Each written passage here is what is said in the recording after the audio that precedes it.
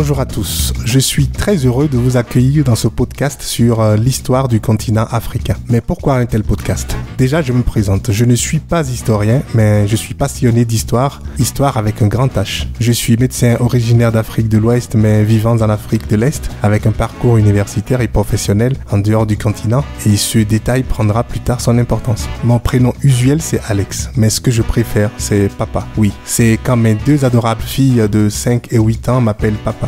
C'est quand elles me demandent « Papa, c'est quoi être noir ?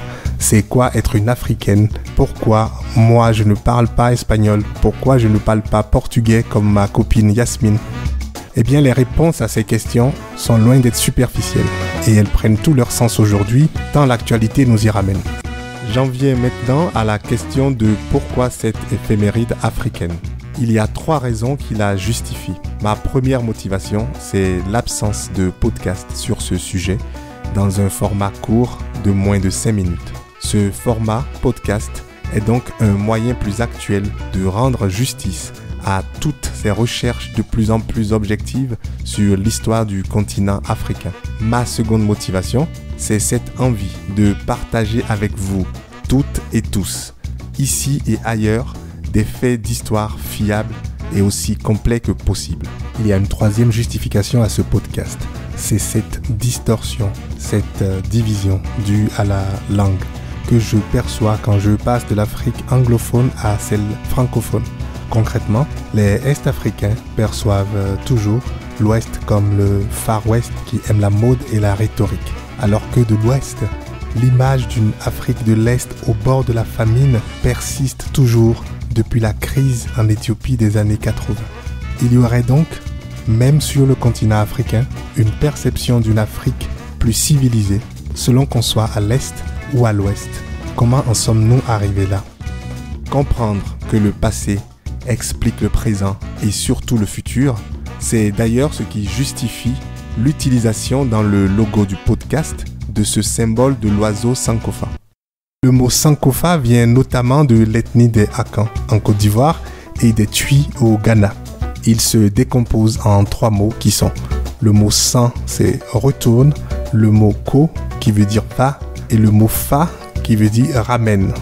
Et donc les Akans et les Twi croient qu'il faut avancer avec le temps, mais que tout au long du chemin, il faut cueillir les trésors et les perles du passé pour qu'ils puissent nourrir le futur.